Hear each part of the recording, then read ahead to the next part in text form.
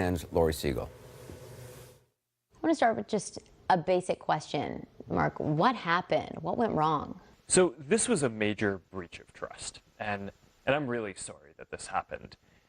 We have a basic responsibility to protect people's data, and if we can't do that, then we don't deserve to have the opportunity to serve people.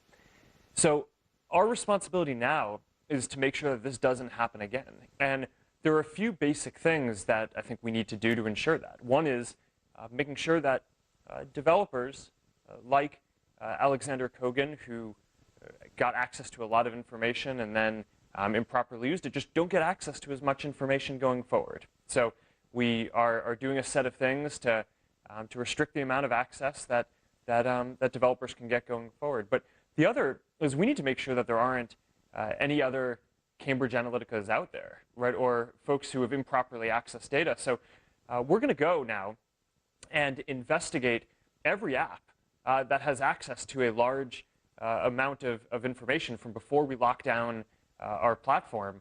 And if we detect any suspicious activity, we're going to do a full forensic audit. Facebook has asked us to share our data, to share our lives on this platform, and has wanted us to be transparent. And people don't feel like they've received that same amount of transparency. They're wondering what's happening to their data. Can they trust Facebook? Yeah, so one of the most important things that I think we need to do here is make sure that we tell everyone whose data was affected by one of these rogue apps, right? And we're going to do that. We're going to build a tool where anyone can go and see if their data was a part of this. So the 50 million people that were impacted, they will be able to tell if they were impacted by this? Yeah, we're going to be even conservative on that. So we may not have all of the data in our system today. So anyone whose data might have been affected by this, we're gonna make sure that we tell. And going forward, when we identify apps that are similarly doing sketchy things, we're going to make sure that we tell people then too, right? And that's definitely something that, looking back on this, I regret that we didn't do at the time, and I think we got that wrong, and we're committed to getting that right going forward. I want to ask about that, because when this came to light, you guys knew this a long time ago, that this data was out there. Why didn't you tell users? Don't you think users have the right to know that their data is being used for different purposes? So yes, and let me tell you what actions we took. So in 2015, some journalists from The Guardian told us that they had seen or had some evidence that data that this app developer, Alexander Kogan, who built this personality quiz app, and a bunch of people used it and shared data with it, had sold that data to Cambridge Analytica and a few other firms. And when we heard that, and that's against the policies, right? I mean, you can't share data in a way that people don't know or don't consent to. We immediately banned Kogan's app, and further, we made it so that Kogan and Cambridge Analytica and the other folks with whom we shared the data, we asked for a formal certification that they had none of the data from anyone in the Facebook community, that they deleted it if they had it, and that they weren't using it. And they all provided that certification. So as far as we understood around the time of that episode, there was no data out there. So why didn't Facebook follow up? You say you certified it. I think, why wasn't there more of a follow-up? Why wasn't there an audit then? Why does it take a big media report to get that proactive approach? Well, I mean, I don't know about you, but I'm used to when people legally certify that they're going to do something, that they do it. But I think that this was clearly a mistake in retrospect. Was it putting too much trust in developers? I mean, I think it did. And that's why, we need to make sure that we don't make that mistake ever again, which is why one of the things that I announced today is that we're going to do a full investigation into every app that had access to a large amount of data from around this time before we locked down the platform. And we're now not just going to take people's word for it and when they give us a legal certification, but if we see anything suspicious, which I think that there probably were signs in this case that we could have looked into, we're going to do a full forensic audit. How do you know there aren't hundreds more companies like Cambridge Analytica that are also keeping data that violates Facebook's policies? Well, I think the question here is, are app developers who people have given access to their data, are they doing something that people don't want? Are they selling the data in a way that people don't want? Are they giving it to someone that they don't have authorization to do? And this is something that I think we now need to go figure out, right? So for all these apps, that's got to be I got to say, that's going to be a really challenging ordeal. How do you actually go do that? Because you talk about it being years ago, and then you guys have made it a bit stricter for that kind of information to be shared. But backtracking on it, it's got to be really difficult to find out where that data has gone and what other companies have shady access. Yeah, I mean, so as you say, I mean, the good news here is that we already changed the platform policies in 2014. But before that, we know what the apps were that had access to data.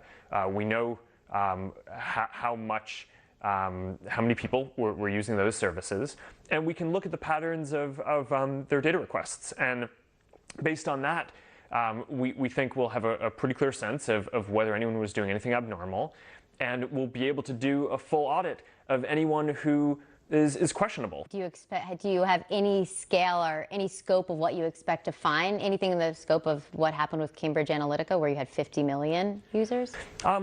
Well, it's hard to know what we'll find, but we're going to review thousands of apps. So this is going to be an intensive process, but this is important. I mean, this is something that, in retrospect, we clearly should have done upfront with Cambridge Analytica. We should not have trusted the certification that they gave us, and we're not going to make that mistake again. I mean, this is our responsibility to our community. We're going to get to part 2 of Laurie Siegel's interview in just a second. Before we do, I want to bring in Laurie, also CNN senior media correspondent and host of CNN's Reliable Sources. Brian Stelter with us, as well as the New York Times' Matthew Rosenberg, who broke the story on Cambridge Analytica. Laurie, I mean, what's your sense of how seriously Mark Zuckerberg is taking this, how concerned he is about the fallout for Facebook, not just for its users, but also obviously its reputation in Washington and on Wall Street? I mean, I think this is a really big deal. I'll tell you something, Anderson. He doesn't like to do press. He doesn't like to even go on camera. He even said, as we were sitting there, you know, this is serious. I don't even like to do this. You know, he knows he has to. This is a huge moment for Facebook. I've been covering this company for nearly a decade, and when you look at what's happened and you look at all the issues they faced that you've talked about on your show over the last years, you know, I think this is a moment of crisis, and people really want to know if they can trust the company.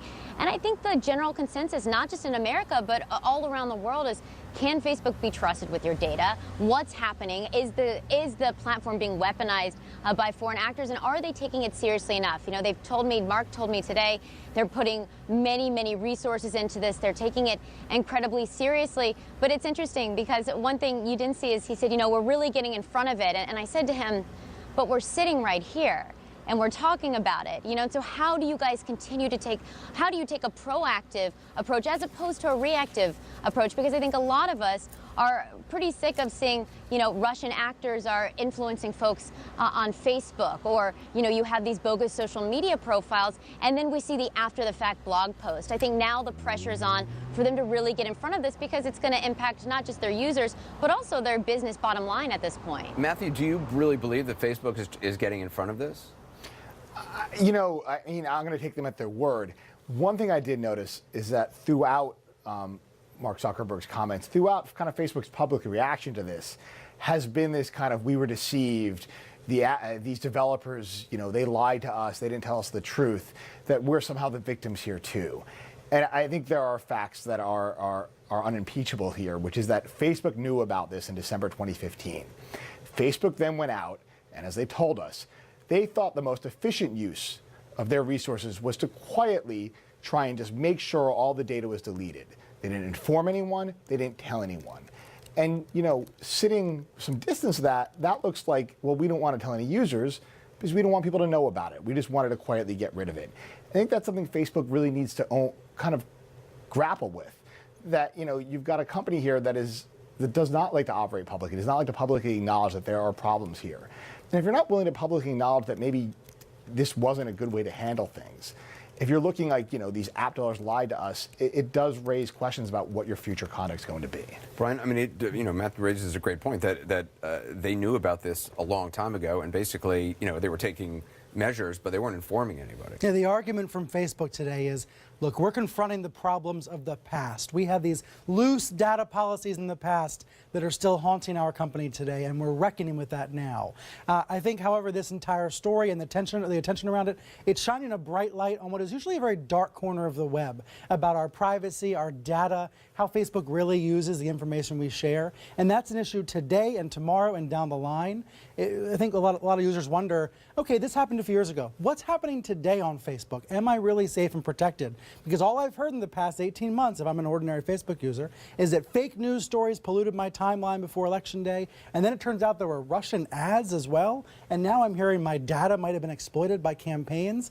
It just makes you wonder about the future. And I think Zuckerberg, it does address that in the interview, but he's also looking back, trying to say these old policies haunted us. We want to get to a quick break in. We're going to have part 2 of Mark Zuckerberg's interview. And later, President Trump making the case for making nice with Vladimir Putin, raising eyebrows once again on that. Details about what this incident reveals about a company that, after all, is built on selling ads, albeit with permission, based on what people like, dislike, and share online. We'll talk more about that shortly.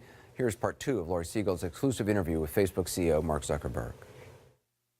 If you told me in 2004, when I was getting started with Facebook, that a big part of my responsibility today would be to help protect the integrity of elections against interference by other governments, I wouldn't have really believed that that was going to be something that I would have to work on 14 years later. I'm going to challenge you. We're here now. I'm going to challenge you. Have you and done we're going it? to make sure that we do a good job at it. Have you done a good enough job yet? Well, I think we will see. But I think what's clear is that in 2016, we were not as on top of a number of issues as we should have, whether it was Russian interference or fake news. But what we have seen since then is, a number of months later, there was a major French election, and there we deployed some AI tools that did a much better job of identifying Russian bots and basically Russian potential interference and weeding that out of the platform ahead of the election. And we were much happier with how that went. In 2017, last year, during the special election in the Senate seat in Alabama, we deployed some new AI tools that we built to detect fake accounts that were trying to spread false news. And we found a lot of different accounts coming from Macedonia.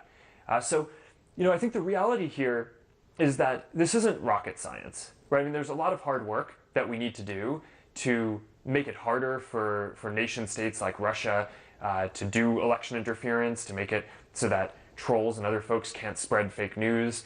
But we can get in front of this. And we have a responsibility to do this, not only for the 2018 midterms in the US, which are going to be a huge deal this year, and that's just a huge focus of us, but there's a big election in India this year, there's a big election in Brazil, there are big elections around the world, and you can bet that we are really committed to doing everything that we need to make sure that the integrity of those elections on Facebook is secured. I can hear the commitment, but since I got you here, do you think that bad actors are using Facebook at this moment to meddle with the U.S. midterm elections?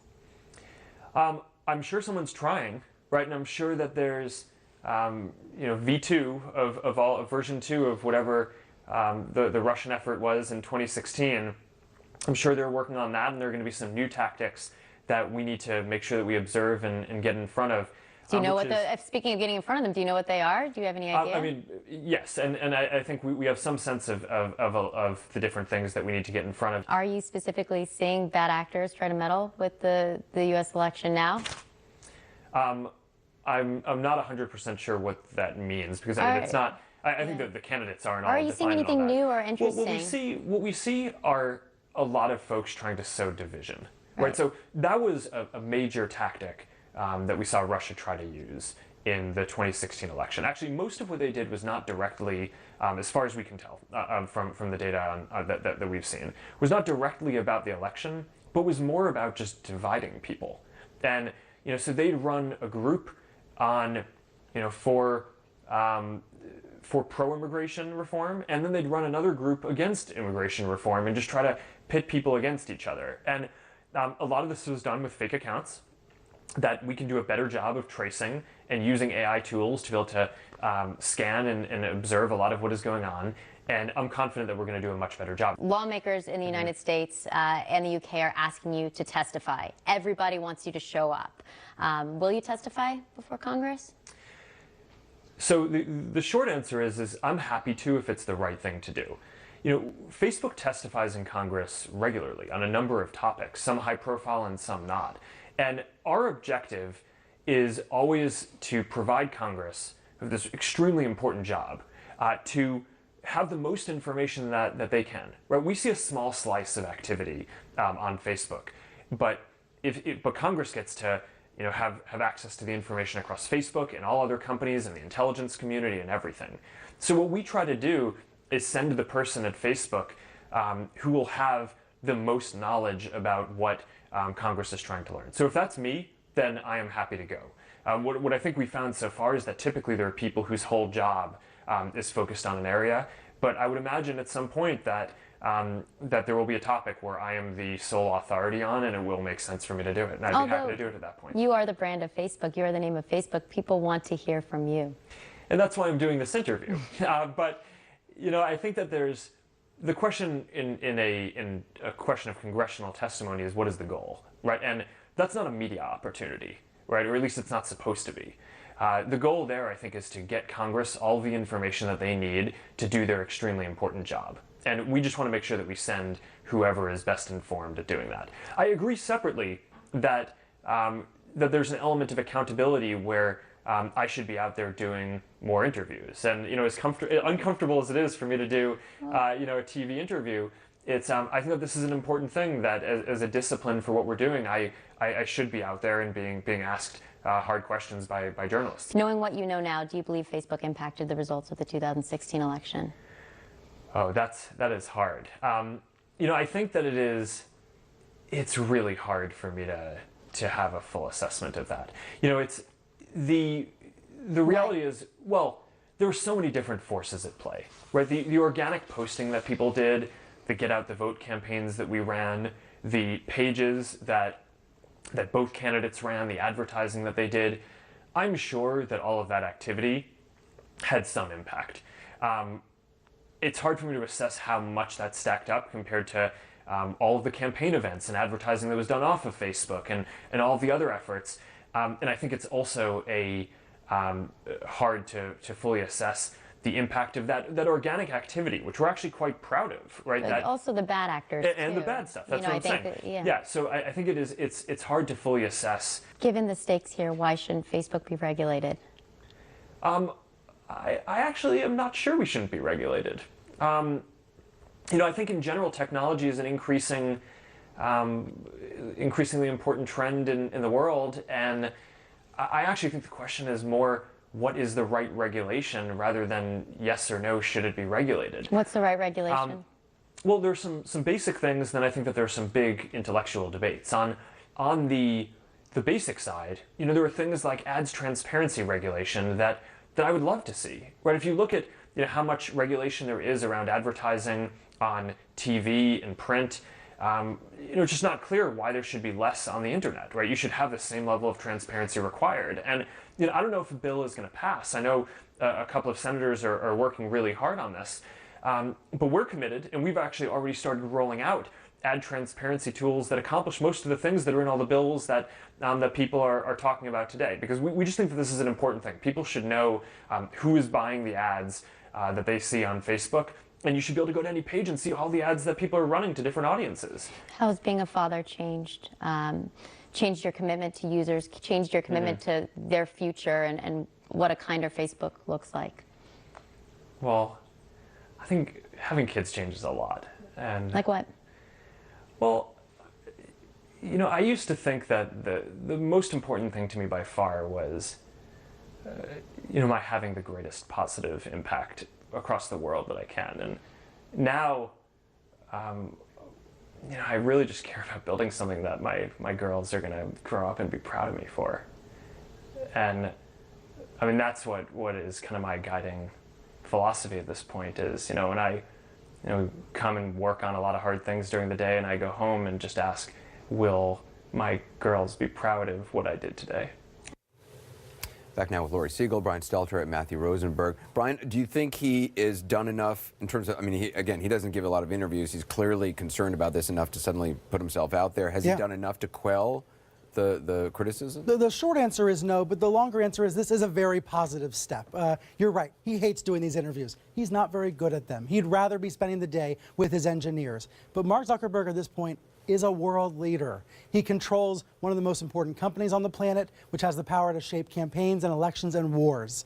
And so it is absolutely imperative. This is a process. This is the part of an ongoing conversation. If he just stops today and stops talking, then no, this is not enough. But if this is part of an ongoing conversation, that's important. I think two headlines right here. Number one, he's willing to testify. He has never testified before a congressional committee, even though, again, one of the most powerful men in the world. So he's willing to testify, although he added a little bit of wiggle room. And he also said he's open to conversation about regulations. It's not whether there should be regulation, it's what kinds of regulation there should be. So I think that was an important step. Yeah, I mean, Lori, he did say regarding testifying that if he was the only, if it was a subject that he was the only person who was an expert on, or, the single expert, he would be happy to testify.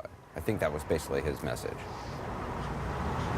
Yeah, at first he did say, well, it's got to be the right person. And I think, look, I think there was a lot of pressure for tech CEOs to show up and testify when we saw what happened with the election and Russian influence. People wanted to see the CEOs of these tech companies who have put us through a lot of unintended consequences that we did not envision. They wanted to see them show up and talk. And, I think it is hopeful that he said at some point he could potentially do this for the right thing. And not to make a joke, but I will say I think another headline is he is known for being incredibly robotic. And he got a little emotional there at the end, talking about the impact on his children, which you don't normally see. I will say you don't normally see Mark Zuckerberg get emotional when it comes to these types of things. So, say what you will, there is a lot of pressure on him, and people need Mark Zuckerberg to step up. He is now one of the most powerful people in the world. This is a platform that has 2 billion users that can influence elections. We've seen so much in the last year where, having covered tech for many of these years,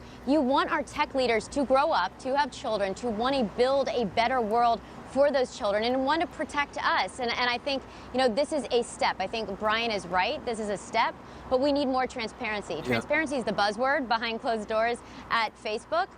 We're going to need to see them put their money where their mouth is. This is a good step, Anderson. Matthew, something I found interesting was his response to selling the data to third parties, that Facebook, he says, doesn't do that. I mean, is that exactly true? They do micro-target, they do collect data of what users share, and my understanding, they sell that to advertisers. Isn't that selling to a third party, or they just consider the advertiser their main their customer? So I think they'd probably qualify that and say, well, we're not giving them the data. We're telling them, they say they want to market to this group, so we tell them, this is how you do it, or we serve them up the users, but we keep the data to ourselves. But yeah, it's a fine line there. But I also have a question. Zuckerberg is there talking about moving forward, new chapter, all this stuff. I've got a question for him, which is the whistleblower in this case, the guy who came forward, kind of exposed this all to us and to our partners at the Observer, was a guy named Christopher Wiley, a young data scientist who did help harvest this data for Cambridge Analytica. His reward for coming forward, going out on the record, potentially facing legal issues for all this, has been to be suspended by Facebook and treated like a suspect in this. And I am kind of curious if in this new era of openness and transparency, why they're kind of treating the whistleblower here like one of the criminals. That's a good question. Matthew, thank you. All of you appreciate it. Lori Siegel as well. Brian Stelter up next. President